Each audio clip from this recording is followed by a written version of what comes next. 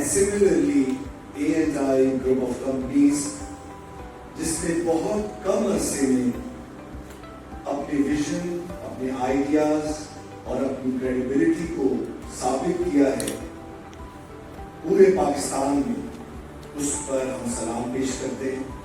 मैं ये समझता हूँ कि हमारे यहाँ जो ट्रेंड देखा गया है कि बहुत कम जो बिल्डर्स हजरात हैं या वो लोग जो रियल एस्टेट इंडस्ट्री से वाबस्ता है, उनका बहुत कम फोकस होता है रूरल एरियाज़ के अंदर शेल्टर के प्रोडक्ट्स पे वर्क करना।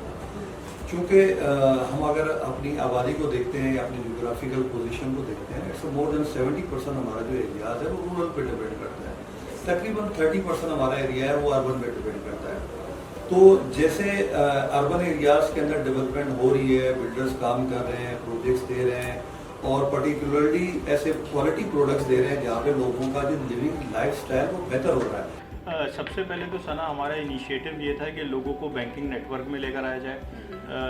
HBFC के जो एक्स चेयरमैन है जैगम रिजवी साहब, वो हमारे साथ ऑन बोर्ड हैं और वो चेयरमैन टू टास्क फोर्स भी हैं इसी मेरा घर मेरा पाकिस्तान स्कीम में।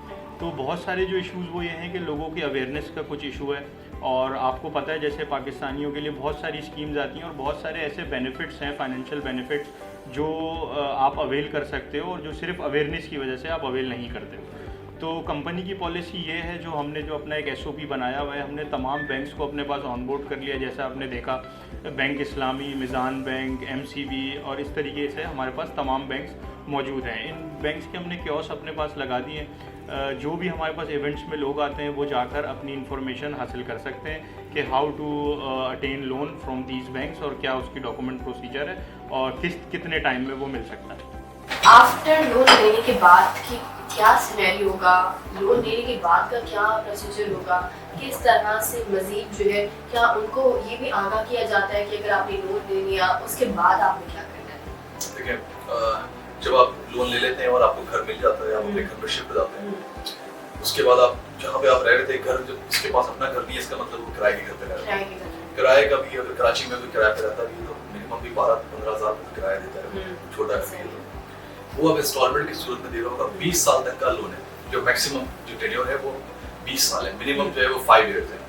तो 20 साल तक का आप लोन लेते हो, आप किसने भरते हो और बीच में किसी टाइम पे भी आपको लगता है आपकी प्रॉपर्टी जिस प्रॉपर्टी को आपने बैंक में मॉर्गेज रखाया हुआ है, प्रॉपर्टी तो आपके नाम पर है लेकिन उसकी फाइल बैंक अपने पास रखता है जब तक आप पे ऑफ नहीं करते बैंक के सारे पैसे।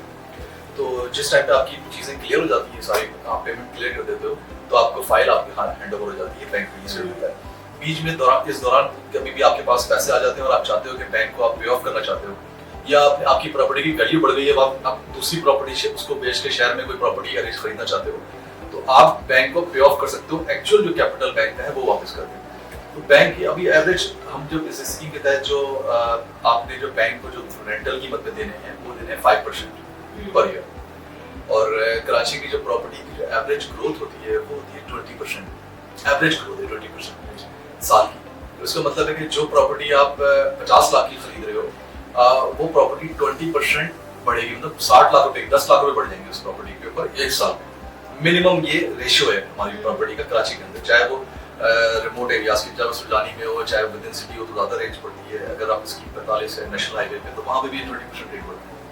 और जो 5% आपने देना है वो इसका मतलब वो 2.5 लाख रुपए सिर्फ देने हैं आपने साल में, एक साल में जो बैंक को देना।